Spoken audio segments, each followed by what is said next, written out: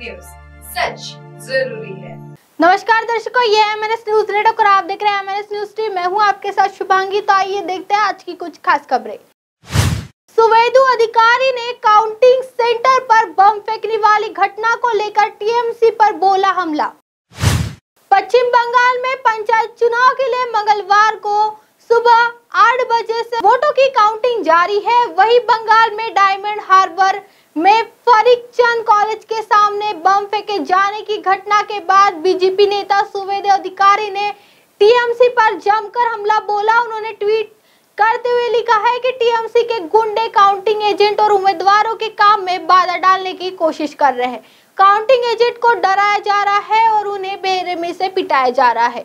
BJP नेता सुवेदु अधिकारी ने किया ट्वीट। बीजेपी नेता सुवेदु अधिकारी ने ट्वीट करते हुए लिखा है कि काउंटिंग डे पर भी डायमंड हार्बर में बवाल हो रहे हैं। अन्य विपक्षी राजनीतिक दलों को काउंटिंग हॉल में प्रवेश करने से रोक दिया है। उन्हें 1-2 किलोमीटर दूर से ही कार्यक्रम स्थल की योजना की ओर जाने को रोक दिया है। इतनी ही नहीं, काउंटिंग एजेंट को डराने के लिए बम भी फेंके जा रहे हैं। उन्हें बेरहमी से पीटा जा रहा है, यहाँ तक कि उनका अपहरण भी किया जा रहा है। इन जगहों पर काउंटिंग एजेंट को जाने से रोका। सुवेदु अधिकारी ने ट्वीट में बताते हुए ये जारी किया है कि अलग अलग जगहों के बारे में जानकारी देते हुए लिखा गया है कि डायमंड हार्बर में फकीर चंद कॉलेज में काउंटिंग एजेंट और उम्मीदवार प्रवेश नहीं कर पाए हैं।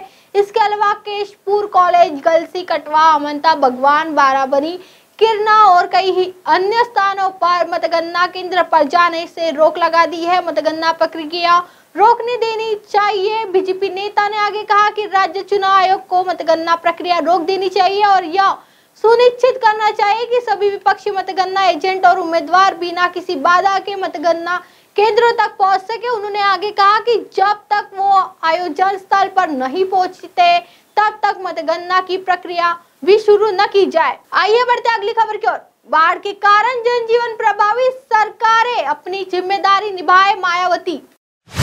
बहुजन समाज पार्टी की प्रमुख मायावती ने मंगलवार को केंद्र और राज्य सरकार से बाढ़ प्रभावित लोगों की मदद करने की अपील की है। मायावती ने कहा कि उत्तर प्रदेश सहित देश के आधिकारिक राज्यों में भारी बारिश व बाढ़ के कारण आम आदमी के जनजीवन काफी प्रभावित हुए। उन्हें काफी नुकसान का फायदा उठाना पड़ रहा है। काफी जान माल व पशुधन की हानि हुई है।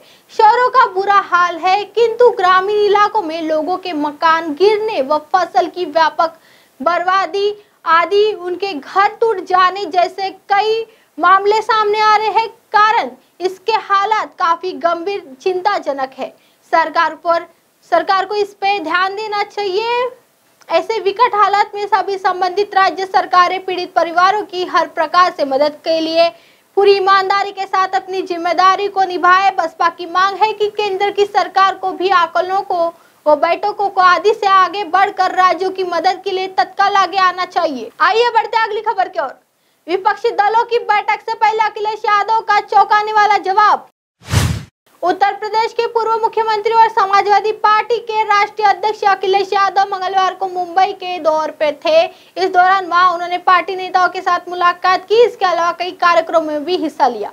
उसके बाद संवाददाताओं से बात भी की। सपा प्रमुख ने राष्ट्रीय पार्टी नेताओं को संबोधित करते बीजेपी पर जमकर जुबानी हमला बोला और विपक्षी एकता को कई बयान दिए। सपा प्रमुख ने इस दौरान विपक्षी पीएम उम्मीदवार को लेकर भी प्रतिक्रिया दी है। उन्होंने कहा, हमारे पास बहुत चेहरे हैं, जब समय आएगा तो हम लोग तय कर लेंगे कि अखिल यादव ने बीजेपी पर जुबानी हमला करते हुए कहा कि बीजेपी की क्या रणनीति है, कभी कभी किसी को समझ नहीं आता।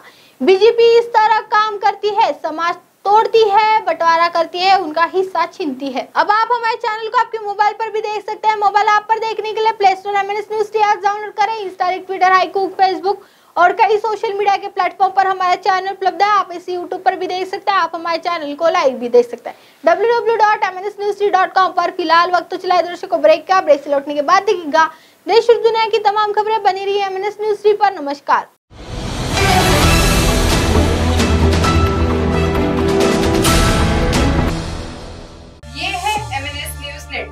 और आप देख रहे हैं MNS न्यूज।